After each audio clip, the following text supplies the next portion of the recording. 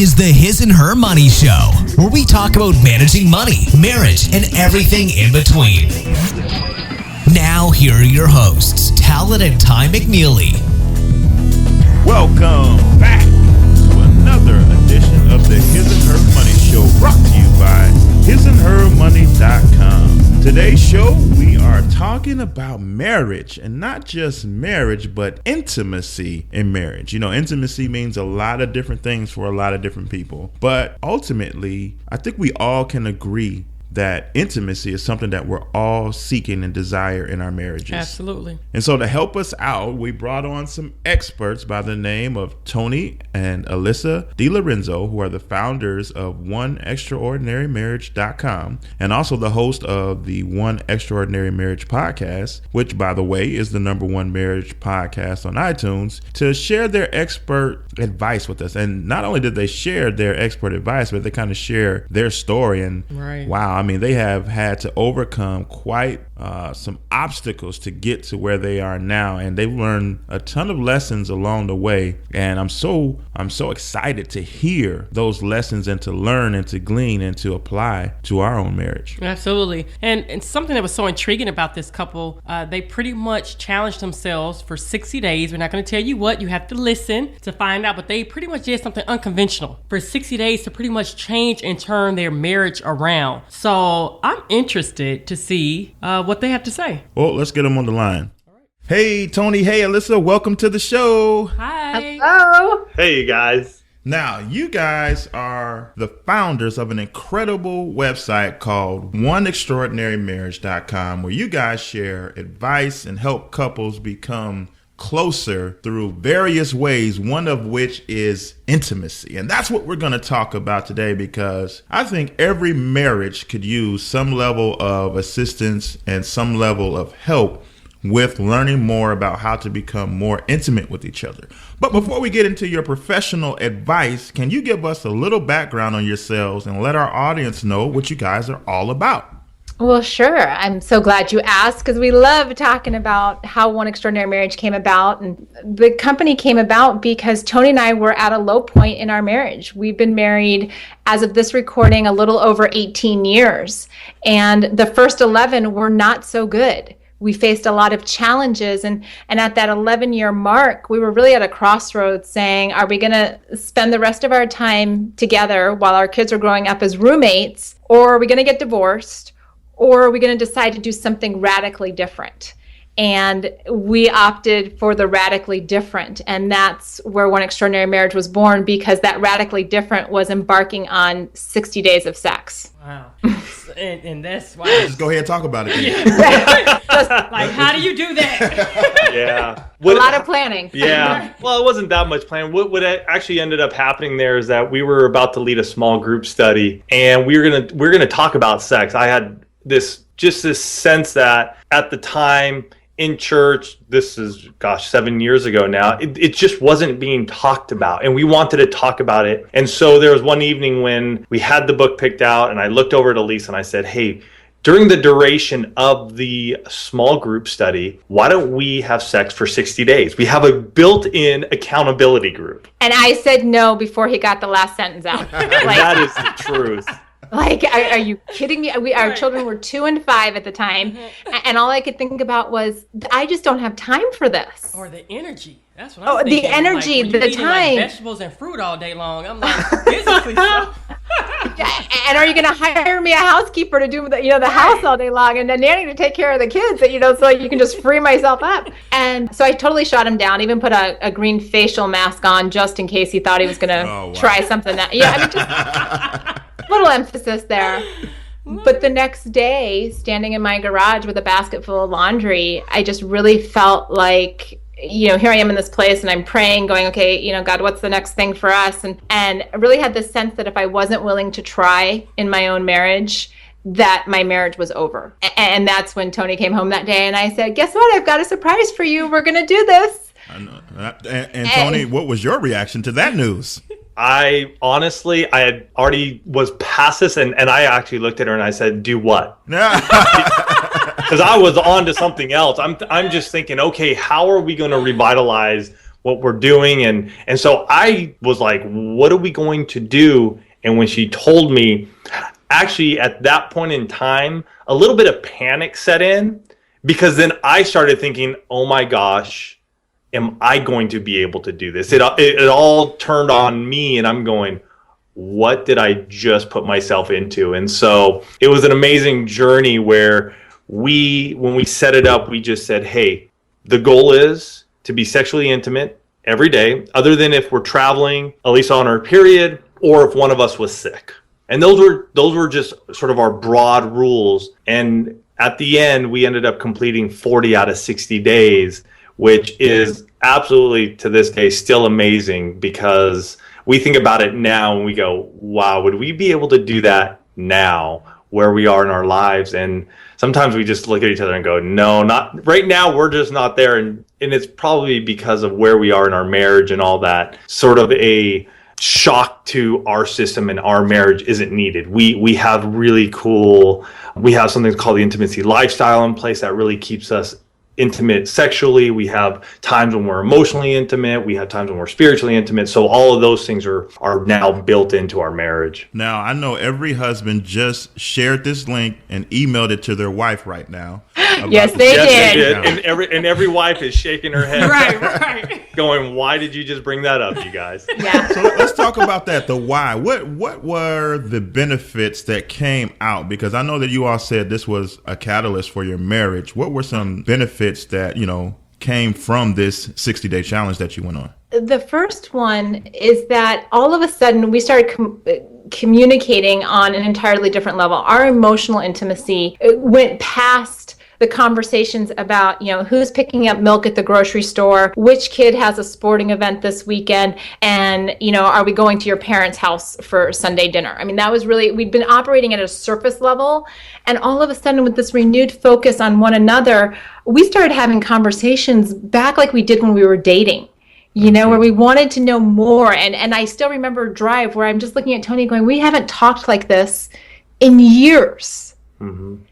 And all of a sudden we start connecting. And the second part that really stuck out for me, and I think still does, is Tony had always been, up until that point, Tony was always the initiator in terms of sexual intimacy. I was I call myself the gatekeeper for those first 11 years. Sex hinged on whether or not I was in the mood. And during that time, all of a sudden I found renewed interest, and B, I learned that A, it's okay if I initiate sex, and B, I'm entirely capable of initiating sex. And so it changed the entire physical dynamic of our relationship during those 2 months. And it's something that, because we incorporate into our marriage, continues now, 7 years later. Yeah. And from my point of view, when we talk about that emotional intimacy, I learned for Alisa that she needed to sort of purge at the end of the day. She had to purge everything that was on her mind. She had to purge everything that happened in her day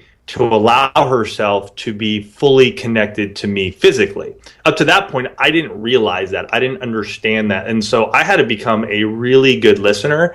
And I am Italian. We tend to want to step on people's feet and talk over them and want to be heard. So I had to actually just sort of sit back at times and listen to her. The other thing for me too, I began to romance Alisa again. Sex wasn't just something that, even though we had it set up that it was going to happen, I realized that this is truly a gift. And by romancing her, letting her know that she's beautiful, letting her know that I love her, letting her, giving her a little note, doing these little things were beneficial. And even to this day, if I post something about Alisa, or if you listen to our show, right at the beginning, our opening, I say, we're coming to you and I'm doing this live with my co-host, the beautiful Alisa DiLorenzo, And so she's always, since that time, she's become beautiful, and those are words that I've used since then. Okay, I have to say, I think I was always beautiful. Now, I'm like, wait a minute, I've just become beautiful? No, but it was just this transformation that came that I'm like, oh my gosh, I don't realize how beautiful she is, inside and out. And so those things start to change you when you're going through something that you don't think you can do day in and day out. That is beautiful. So what would you guys say has been the number one key to your marriage being successful? I think for us, it was becoming intentional about our marriage. The first 11 years, we were more just in this reactive state. Something comes up, we just react to it. Oh, we want to have sex. There's no plan for it. Is it a yes or a no? And from that period of time, 7 years ago, we're intentional. We're intentional about our conversations, about what's going on in our lives. We're intentional about our sex life. We're intentional about our finances. We're intentional about our prayer life. And because we've made our marriage a priority, all of the other things that kind of swirl around our lives, all the obligations and stuff, take a back seat to this relationship. Now, that sounds great. That sounds like a perfect picture where we want to be. But you guys' story hasn't always been that. You all haven't always had the extraordinary marriage, because you all have had to overcome quite a few obstacles to get to where you are right now in your marriage. Can you tell us a little bit more about those? Yeah, gosh, there are three defining moments I think we look back on in our lives as, some of those tough, even maybe four, where, we had to overcome some obstacles, overcome ourselves, and realize that we can do this together. So one of them was my addiction to pornography, which started when I was 12, looking at my first magazine, and I brought that in to my marriage. It was part of our marriage for many, many years. And so understanding that aspect was huge. So many people downplay the impact of pornography on themselves and on their marriage. And, I have not looked at pornography now for it's 11 years now. Congrats. Going on almost 12. Yeah, it's almost 12 years now, which is absolutely amazing. Right. And how that has transformed our marriage, how it's transformed me to view Alisa, and that stronghold that is not pulling me away from her any longer. So, and that's tough. I'm sort of brushing over a little bit, but when you talk about that sort of stuff with your spouse, it's tough, it's heavy, it's gosh, you're viewing another woman when you're making love to your wife, and her not being able to trust you anymore if she leaves the room. And now more than ever, back then we didn't have the smartphones, we didn't have these devices. Back then, pretty much you had to sneak away on your computer. But it just broke us apart. It was really ruining us, and we viewed it sometimes together. Towards the end, though, it was me just viewing it on my own. And so that was a big one for myself. Mm-hmm. Then another one that we faced was the fact that we could have been the poster children for keeping up with the Joneses. We got married young, right out of college, and all our friends were kind of in that same demographic. And, we thought nothing of going out to dinner every Friday and Saturday night, charging this, that, and everything else, and just kind of playing the credit card shuffle, and found ourselves tens and tens of thousands of dollars in debt, and just buried under that weight. I mean, you guys, the name of your show is His and Her Money. I mean, we're kind of preaching to the choir here, but that was a burden that we had to claw ourselves out of. And it took us, gosh, when we finally got serious, it took us about 2 years to unburden ourselves of all that debt. But that was 2 years of like rice and beans and, no frills for anything else. But did I hear you all say that you all didn't even turn the heat on? Oh, right. Yeah. Yeah, we were living up in Spokane, Washington at the time. We now live in sunny San Diego. So winters were chilly. We would have blankets on top of blankets, and it was tough. And financial intimacy is one of those that will just destroy a marriage. Sneaking purchases on credit cards, not telling your spouse about credit cards. Again, here comes this lying and this deceit, not being able to trust your spouse, and all that starts to make a wedge in between you and your spouse. And that had happened to us, and we got together. That was one of the most impactful times in our marriage, because we seriously just came together and we said, we're going to just kill this thing. We're going to just get this thing figured out.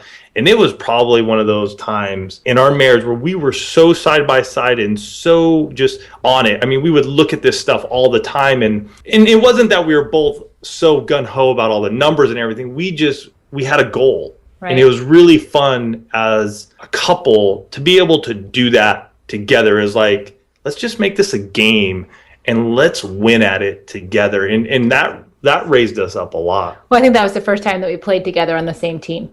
Instead of being adversaries about who's spending or who's saving, it was like, nope, we have a common goal. And so that's what we were working towards. And, so those were the first two challenges that we faced. And then the third big one that we faced was 10 years ago now. Our son, Andrew, was born at 18 weeks and never took a breath. And that happened the day after our son's second birthday, our oldest son's second birthday. And so all of a sudden, here we are, a family with a young child who has just gone through the loss of a child. And that, for me, I went into a depression because, I remember walking onto the maternity floor and sitting there in my hospital room thinking all of these other moms are going home with their babies. And there's no way my son won't be able to, he won't be developed enough to even be viable, was the term that medical staff kept using. And that was such a low point in our marriage because men and women grieve in such different ways. And we didn't even really talk about Andrew for about 3 years. It wasn't until our daughter, who was born a year later, turned 3, and her older brother, Alex, our oldest, said to her offhandedly one day, "Hey, you've got a brother in heaven?" And she looks at me in that inquisitive way that 3-year-olds do and starts drilling me with questions. What do you mean I have a brother in heaven? How did he get there first? That's not fair. I should have been the one to go to heaven first. And Mom, does he run? Does he crawl? All of these different things. And because of her inquisitiveness and her sense that having a brother in heaven was actually a pretty cool thing, it opened up the dialogue for Tony and I to be able to say, okay, you know what, we need to start to heal from this. But we kept that grief and that pain and that distance for a good 3 years. Wow. Those are some huge obstacles that you all had to overcome to create this extraordinary marriage. How? If you could talk to a couple who is sitting in your shoes in any of those situations, whether they're buried with debt, maybe there's an unspoken conversation about a lost child. All of these situations that you all overcame are really happening all over the country to people listening right now, and it's going undealt with and unspoken about. What would you tell them? How do they make it? Well, the first thing, and this was something that we had to do 4 years into our marriage, because one of the other things that we didn't just share with you is that in 2000, so 4 years in, Tony hiked from Mexico to Canada along the Pacific Crest Trail. Yeah. Wait, you mean, wait. Wow. Hold up. You walked from where to where? So I hiked, I backpacked with everything that I would live with on my back from Mexico. So the border of Mexico and California on the Pacific Crest Trail through California, Oregon, Washington, and right into Canada. So it was 2,650 miles over 4.5 months. Yeah. So what happened at that point? And I'm gone doing my own thing, and Alisa's at home. He said, I'm at home, making a paycheck. Right. Supporting my husband. Isn't that what good wives do? And but when he came home, after spending 4 months on the trail, 4.5 months on the trail, living out of a backpack, completely out of society. We were living in Orange County, California at the time. He comes back and it's complete culture shock. Yeah. And that was the time in our marriage where my overly optimistic, the guy never has a bad day type of thing, goes into a depression because it's complete culture shock. And I came home from work one day and said, we got a problem. Because, it was that whole I love you, but I'm not in love with you conversation. We had that at that point in time.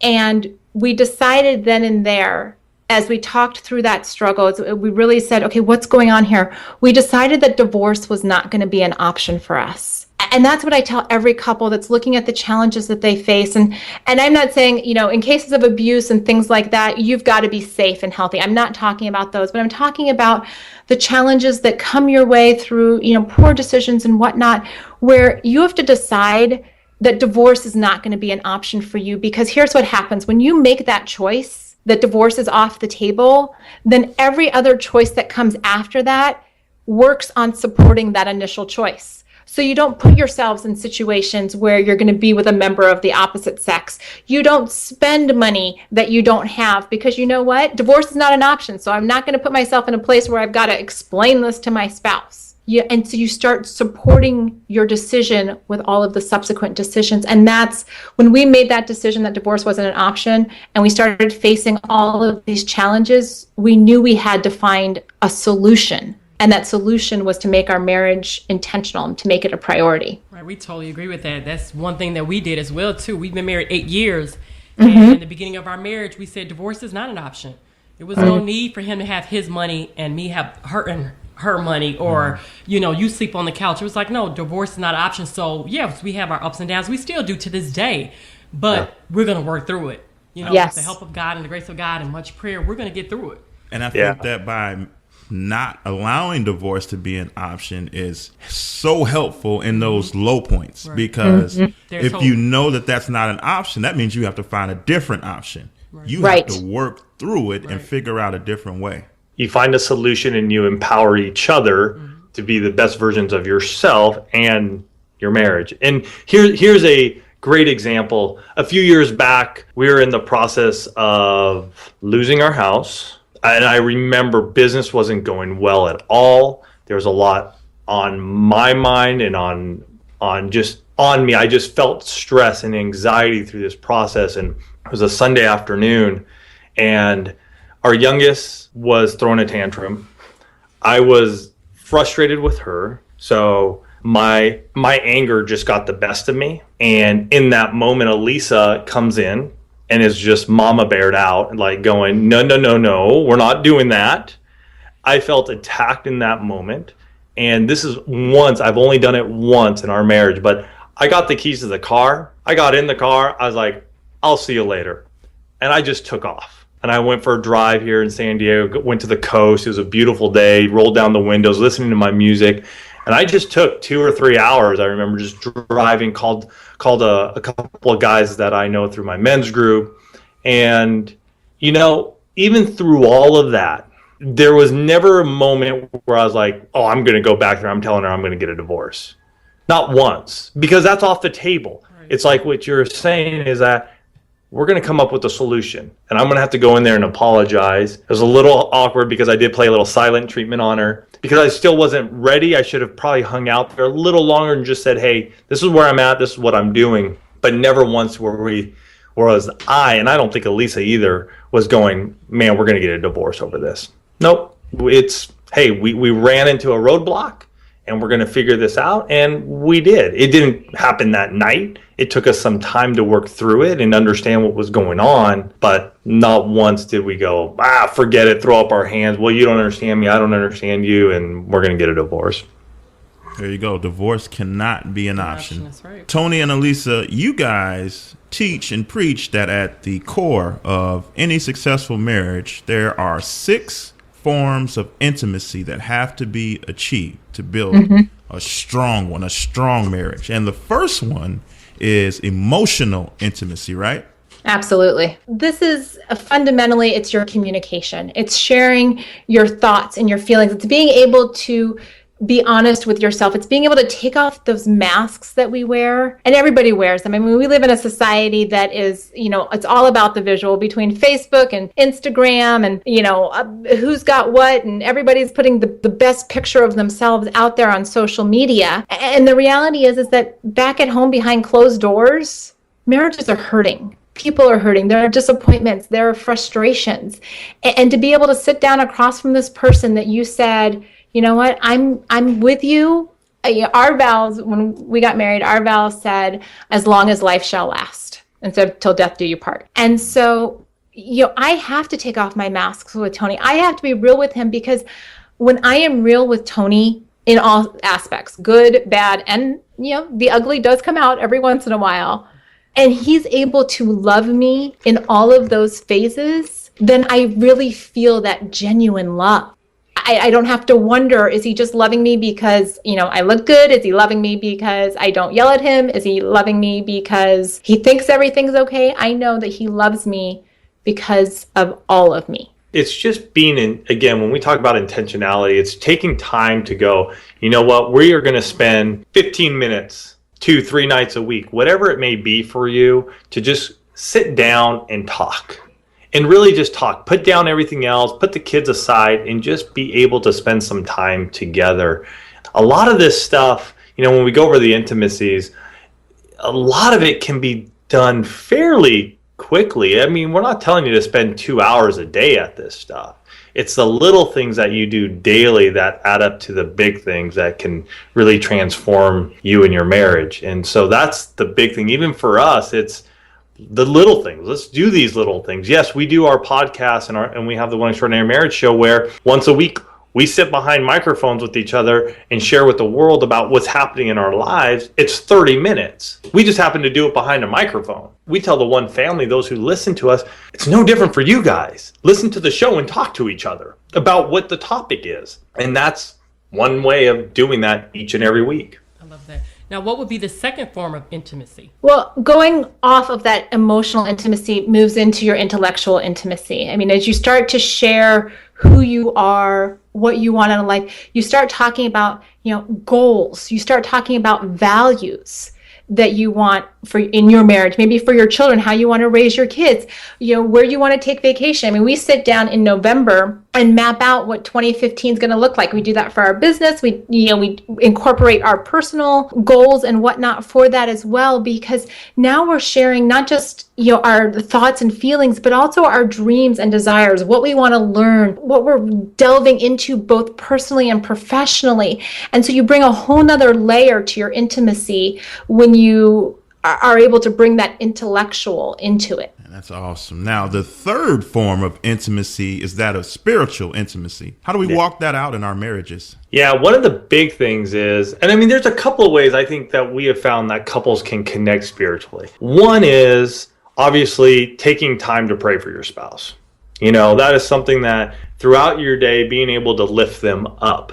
Whatever the issues you may get off the phone with them and it's a brief, just like, Lord, I just lift up my wife to you. Lord, I'm asking you to just send your angels over my husband right now. There are things that he's going through that I'm trying to understand and I don't, but Lord, just watch him. The other is actually together praying.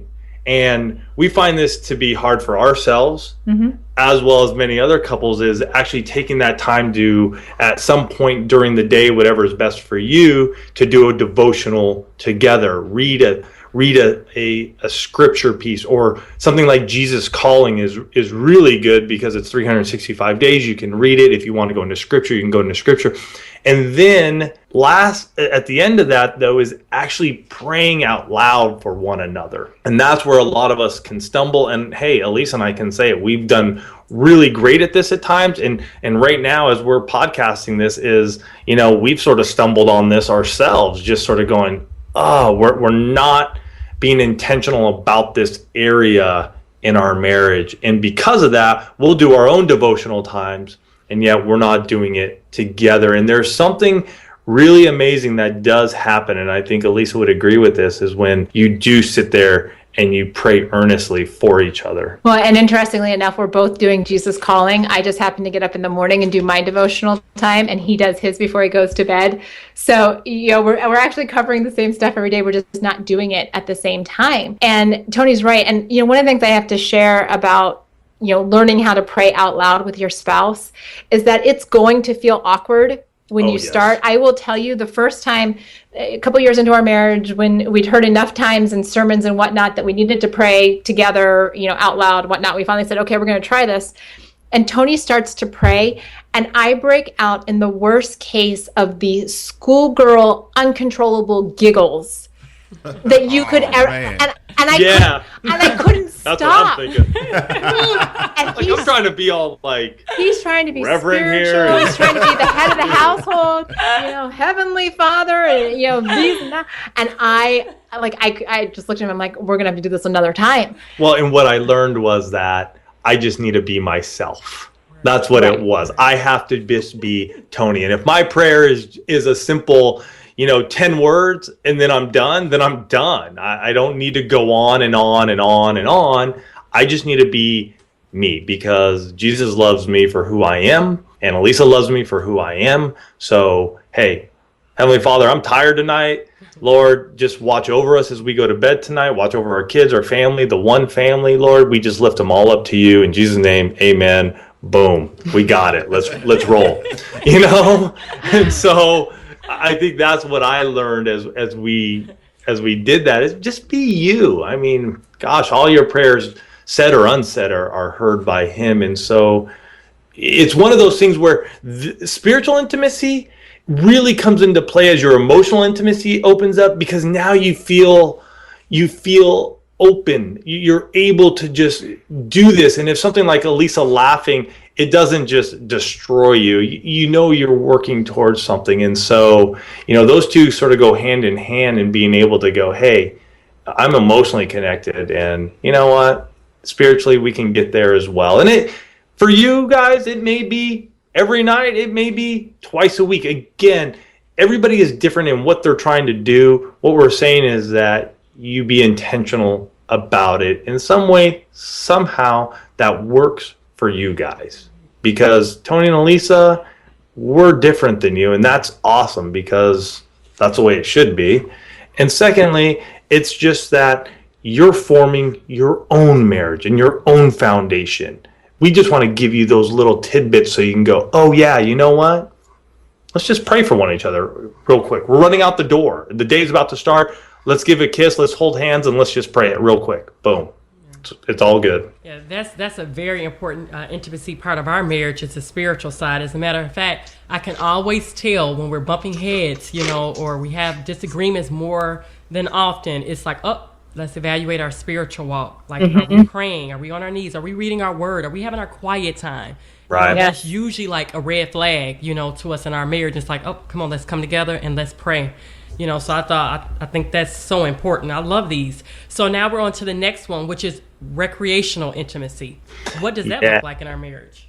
Yeah, and this is just being active together. This is getting out and doing something that the two of you just can experience life outside of your house and outside of the traditional way that you do marriage. And so for Alisa and I, we love to walk. And so we make it a point to try to get out for a walk. Now, for those of you in the East Coast and Midwest, and it's like 0 degrees, right? Totally get it during the winter months. So that's a little tough to get outside and walk. But can you go to a gallery? Can you go to a museum? Can you get outside of what you normally do and experience life? Well, and this also goes to dating your spouse. So often I joke when I'm speaking to audiences live. I ask them, how many of you actually think that Moses came down with the 11th commandment that said dinner or date night is dinner and a movie? It's not on the 10 commandments, but if you ask people what they're doing on a date, 9 times out of 10, they're going to say, probably just dinner and a movie. Right. And so they're in these routines, and, routines are great when, you've got to get up and get out the door to get to work in the morning. Routines are not so great in how we relate to the people that matter most to us. Being able to foster that recreational intimacy, being able to explore new things, have new experiences, get out and be fully present with the person that you love deepens the relationship on so many levels. And for those who are parents, this does not mean you get to go to the amusement park and take the kids. This is you guys doing something together. And that's why, like for us, walking is one of those things. We make it a point at least once a week, if not twice a week, just to go for a 30-minute walk. And we just want to walk and talk. I mean, there's something amazing that can happen when you're side by side. I don't have to look fiercely into Alisa's eyes to make my point. We can just be walking, and we're just sort of allowing all of the walking and the movement allow for that conversation. So for some folks, it may be different stuff. Hey, you guys may love kayaking, or you want to try kayaking or paddleboarding, or just doing things that are different that allow your body to be moving is sort of where we're at. I mean, for some folks, hey, working out together or doing workouts, maybe they're not doing it side by side workouts, but they're on the same page to reach a fitness goal that they desire. It's that sort of thing. And again, we just named a few. For you guys, you may just be going, oh, that's That's what we love doing together. Cool. Go for it. I try to look for the least common denominator and make it easy on us. And so for us to put on shoes and walk out our door, that works. Man, we should move to California so we can Right. go for some I like walks. the walking.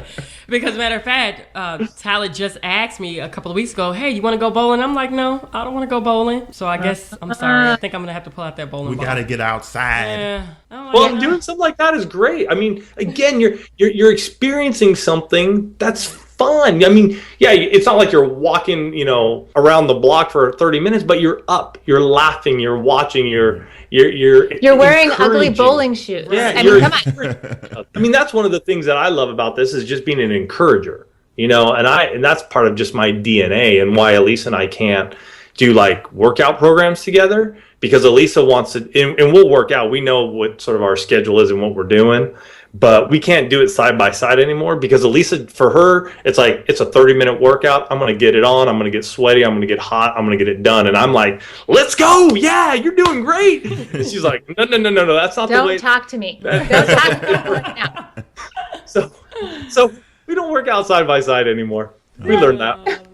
So now the fifth form of intimacy that you all teach is one that is dear to our heart, and that's financial intimacy. Can you tell us more about that? Yeah, we shared our story, obviously, of, being in debt and what we learned through that. And this is really for us is just being transparent, open, and honest with our checkbooks, with our savings, with cash, whatever may be coming in and out of the house. And usually this is spent on one day a month, typically, where we just go over our cash flow plan. We know where the money's going. We know the cash envelopes that we have. We each get our blow money, and we're pretty much set. For us, that's what we've worked up to. It wasn't always that way. Not at all. Not at all. I mean, we used to spend a lot of time. But again, by opening this door up, and spending time in financial intimacy, it began to take away sort of this fear component that would creep up. Do we have enough money? Because we were sharing with each other. Alisa knew what was happening.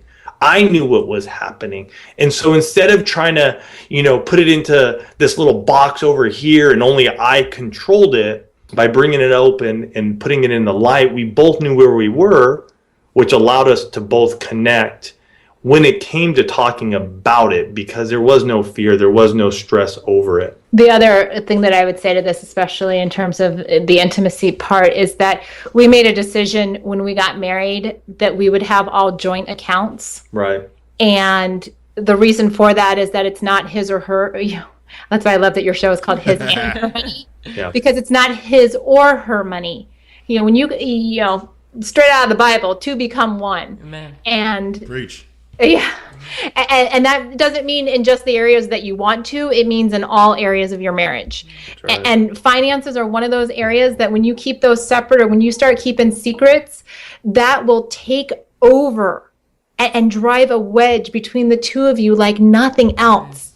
And so saying, this is our money. Yes, Tony referenced our blow money, and we do give each other, as we're doing our cash flow plan, there is fun money that we each get that no questions asked. You want to go get, something for your bike? Great. If I want to go shopping and get a new pair of heels, that's fine, but it's accounted for. And I like the new heels. Yeah. I'm okay. I can usually get a few extra dollars too if I tell them. Right. Give you some of mine. But- Go get them.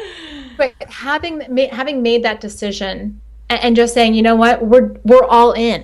Because when you share your finances, you're all in. Absolutely. And we see so many couples that come to us either through listeners of the show or through coaching and whatnot who have kept their money separate and wonder why they're experiencing these roadblocks in their marriage. And so much of it has to do with the fact that they're not all in. Now let's talk about the last intimacy, which is the physical. All the husband's favorite one. Yeah. Yeah. That's why we put it at the end so that the guys can get to the show. Now they'll listen, okay? Yeah. And so physical, we can do this. It's sort of two in one. It's the physical / the sexual intimacy, because there's a big difference between physical and sexual, obviously. Physically touching each other, being close to each other, holding hands, hugging, cuddling naked, cuddling with your clothes on under the blankets, watching a movie. That's your physical touch. And so many of us are starved for physical touch. And in our marriages, we don't hold hands anymore. We don't hug. We don't kiss. We don't sit on the couch and just have our feet touching. And so it's important for couples to realize that prior to kids and prior to life happening, you would go out on a date and you would hold each other's hand. You would have your arm around each other. And I see it so often when we're out and about, because we're very observant. When we go out, it's amazing how much our show material can come from just being at a restaurant or walking down the street or the beach. We can see what's happening. And, you know, you'll have a husband who's walking along with maybe a drink in his hand and a phone in his other hand, and his wife is right there beside him with arms crossed. And you know, there's some conflict going on. And so even for Alisa and I, what we begin to do over time is make it a point to hold hands with each other. One of the big ones that we love and we share with the one family and they love is sleeping naked, because it is honestly one of the greatest ways that you can get that physical touch that's not sexually. You know, sex can happen, hopefully. That's sort of that thing that you're getting that touch. And so when you are able to be sexually intimate, you're right there. But it's not the one thing with sleeping naked is that that's not the expectation. Nope. But going from that is, you know, the sexual intimacy, and what does that look like for married couples? I mean, the statistics are staggering in terms of how infrequently married couples are having sex. You know, there was a recent, well, not recent, it's 4 years now, that said that in that demographic of 40 to 49, which Tony and I fall into, that only 23% of the couples reported having sex more than twice a week. And even more staggering was that I think it was 9% of men and 8% of women said that they hadn't had sex in the last year. Those are scary numbers. Wow. And yet we know from our audience that those numbers are playing out. We know that couples are not having sex. We know that this is a missing component for so many couples. And there are various reasons why they get to this point. But you know, it's part of the reason we wrote the 7 Days of Sex Challenge, because we knew most people couldn't squeeze in 60 days. But we said, you know what, anybody can do 7 days of making sexual intimacy a priority. You can rebuild this into your marriage if you don't have it. You can start over again, you know, learning each other's bodies, learning what works, because over years, his likes and her likes, they change. You know, what I liked when we first got married, I don't necessarily, you know, that's not necessarily working for me now. And we've grown sexually together. And so you've got to constantly be studying each other. I tell couples all the time, I'm like, you know, sex ed is never as good, you know, whatever you got in school, forget that. Sex ed, you know, or sex 101 in your bedroom, best class ever, you know, because you've got, you know, in theory, you've got a ready and willing subject, you know, you've got the textbook right there. If you all could see my husband right now and be a fly on this wall, I mean, he practically is like doing cartwheels over here. It's time. Okay. It's time to sleep naked, America. It wouldn't be. I'm telling you, it is awesome. And hey, I'll say, Alisa gets cold here in San Diego. Don't make fun of me. Don't make fun of me. So for her, she's like, I gotta wear a t-shirt. I gotta have something on my shoulders. She's like, I gotta have something on my shoulders during the winter months. Get cold as well. Get it? So, you know, you make it happen. I know some folks in the one family, you know, they'll say, oh, you know, we have an electric blanket, or, you know, we'll make sure to blast the heat. Yes, we have an electric blanket too. We don't have an electric blanket. We don't have it anymore? No, we never had one. Well, I'm gonna go get one.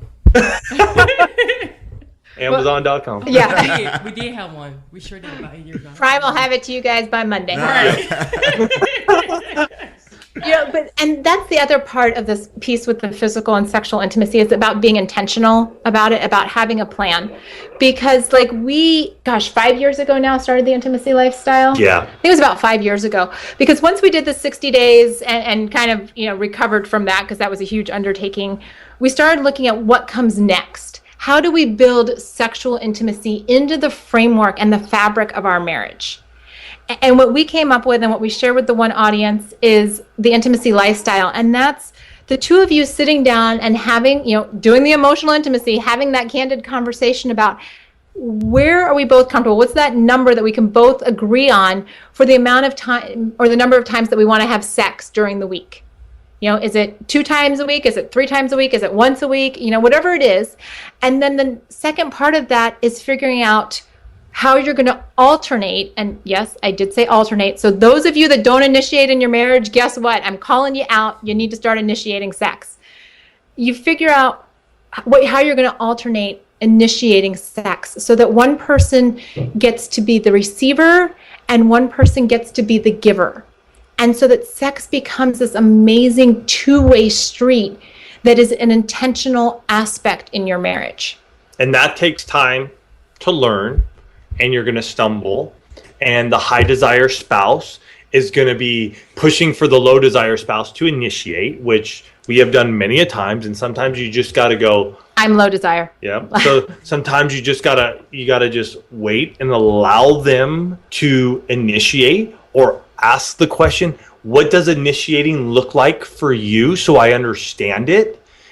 For many of us guys, we've been sold this lie that our wives are supposed to come out in like some high heel, like some skimpy lingerie, wearing, I don't know, what are those? Like the whole trench coat, fishnet heels, hose, that whole kind of thing, basically ripping their clothes off. And it doesn't happen. I'm sorry to say it, sometimes it does, and that's cool, but that's on the, on those special occasions possibly, on the anniversary. Has that ever happened to you? You ripping your clothes off? Yeah. I don't think so. Okay, I'm like, he's married to you because he's like talking about this. I'm like, I don't think I've ever been there. In 18 years.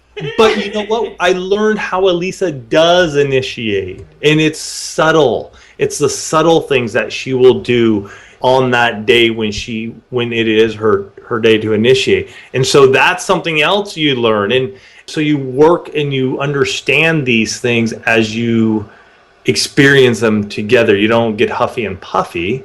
It's this opportunity to better understand your spouse. And that's through, again, going back to this emotional intimacy side, going, hey, let's talk about this. How do you initiate? And it can be vice versa. Believe me, there are many men who are low desire, and their wives are like, dude, just, I'm here. Approach me. I'm here. And they're struggling. So the high desire, low desire, it goes 50-50 down the board from what we've seen from the one family and those that have contacted us. That's a huge stereotype that it's always the man who's the high desire. So now couples have heard all 6 of your forms of intimacy that they know now that they need to master. How can they be intentional and remain consistent in trying to develop these 6 forms of intimacy? Well, the first thing is not to try to improve on all 6 all at the same time. So what we encourage couples to do is start with one. If you realize that you're not spending any time together and you can't remember the last time you went on a date, then sit down and have the conversation. Let's schedule a date night. If it's been years since maybe you've even looked at the checkbook, financial intimacy might be a good place to start. You've got to look at where, as you evaluate your own marriage, where do you see the most glaring gap? And most people will be able to go, okay, listening to this podcast, listening to our interaction here, will say, that's the one I need to work on. And so what you do is, it's like, building your foundation. It's one block at a time. So if you start with physical intimacy, then maybe you're going to financial intimacy. Or if you start with emotional intimacy, then maybe that's going to intellectual intimacy. And you start building these blocks. And as you get strong in one, you take that strength into the next form that you're working on. And what happens over time, and we've seen this in our own marriage, we've seen it in the marriage of couples that we've worked with, is that as you develop these skills, when you have that sense that something's off, Ty, you were talking about, you can tell when your spiritual intimacy is off. And so you realize, okay, you know what, we're experiencing a hiccup. Let's get back to doing what we know works. And you are constantly course correcting, because you can tell as you start to focus on your marriage when you're drifting apart, and you say, okay, where's the hiccup? Let's get back on track. And one quote I love is marriage is a journey. It's not a destination. We don't get anywhere. We don't, sit at the mountaintop and go, oh, we are the best. No, it's constantly a journey that we are on together. Sometimes we're going to stub our toes, and sometimes, we're going to have to pick up our spouse. And that's just what we do. When we set our I do's, we said we would do that for better or for worse. And, so thinking in the sense that, hey, this marriage stuff is a journey, and, we're going to learn as we go along. Can you tell us more about oneextraordinarymarriage.com and also about any resources that you both offer that our audience should know about? Yeah, I would say for anybody, just go to the hub, go to oneextraordinarymarriage.com. We have, as of this recording, 257 episodes. You can also go onto iTunes and subscribe to the show, The One Extraordinary Marriage Show. But if you go there, oneextraordinarymarriage.com, you'll find what's happening with us, our articles. We have numerous resources. But I think for the His and Her Money Show, folks, what we would like to offer is a free resource called Our 6 Questions. And anybody can get these at our6questions.com, because emotional intimacy is one thing that we really believe that once folks can get working on this and opening up and being truthful, we can start working through all these others. So go on over to our6questions.com. You're going to get 6 questions you can ask and answer each week. And so it's just a sheet with 6 questions on them. Ask and answer them. Take 15 minutes, 20 minutes. And that's what you can do each week. And to start opening up, to start being truthful, to be honest, and learn more about your spouse and what's happening with them other than, work, kids, and the groceries. In parting, can you speak to that husband or wife that's listening right now who desires a deeper level of intimacy in their marriage but are not sure how to take that first step? Absolutely. The first thing I would say to them is you are not alone. You absolutely are not alone. Whatever you're facing right now in your marriage, other people are struggling today too with that exact same thing. I think so often when we are faced with challenges in our marriage, we feel like we're the only ones, and that we can't talk about this for fear of, again, ruining that perfect image, taking off those masks. So what I would encourage them to do is if you know your marriage needs help, if you know that communication's an issue, or your sexual intimacy is an issue, or your financial intimacy is an issue, reach out to those resources that are going to equip you with the tools and strategies that you need to get where you want to go. Because it's making a decision. You guys have recorded numerous podcasts. We've recorded numerous podcasts. I mean, we're all talking about numbers here. And the reality is that there's a lot of content out there to help couples with their marriage. It's not going to make any bit of difference to anyone listening to this show unless they make the decision to take action. Mm-hmm. You can have all of the words of wisdom. You can know everything there is to know about each one of these intimacies. But if you don't decide that today's the day that you're going to seek help, that you're going to seek knowledge that you don't have, then it won't matter. And if you're listening, if you've got people that are listening to this show, they're listening because they're looking for something deeper in their marriage. They want to know about intimacy. They want to know about how to build their finances, how to be one in that arena. And so, folks, if it's you or if it's somebody that make the decision that today you will seek out the resources. You'll get on His and Her Money's site. You'll get on the One Extraordinary Marriage site and say, I need help. Because at the end of the day, there is absolutely no shame or weakness in asking for help. It is the absolute sign of strength when you go after what you don't know to make your life better. That's awesome. Tony and Alisa, your wisdom has been priceless, and we truly appreciate you coming on the show and sharing with our audience today. Thank you guys so much. We truly enjoyed ourselves. It was our pleasure. Thank you so much. Yeah, thank you so much. What a blast. Love you guys. There you have it, ladies and gentlemen, the 6 forms of intimacy that every marriage needs to master. I mean, wow. I have to just jump right to it. Go ahead. Could you do that for 60 days? I mean, do you want to find out? I mean, we can definitely give it a shot. I didn't ask that question. There's one way to find out.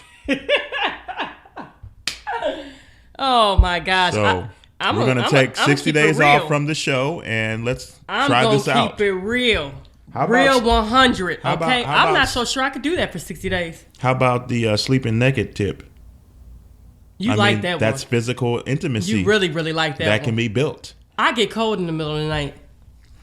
So, I mean, I think, in all seriousness, I think that we all could work to gain some ground in some of these areas. But what I love about it was that they did what they had to do, you know, in order to make their marriage survive.